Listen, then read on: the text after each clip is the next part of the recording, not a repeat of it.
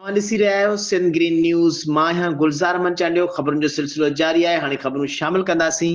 कंधकोट खां अब्दुल ख़ालिक चाचड़ जी रिपोर्ट मुताबिक़ कंधकोट में जमात इस्लामी जे सॾ ते तालीम खपे स्कूलनि खे ताला न खपनि जे उनवान सां मार्च कयो वियो। घंटाघर चौक खां गुलाम मुस्तफ़ा मीराणी, हाफ़िज़ नसरुल्लाह चन्ना, डॉक्टर मेहर चंद, ज़ुरियत सागर विचाराणी जे अॻुवाणी में वॾे अंक में स्कूली शागिर्दनि, सियासी समाजी तंज़ीमुनि जे अॻुवाणनि समेत सवें शहरनि हथनि में प्ले कार्ड खणी प्रेस क्लब ताईं रैली कढी।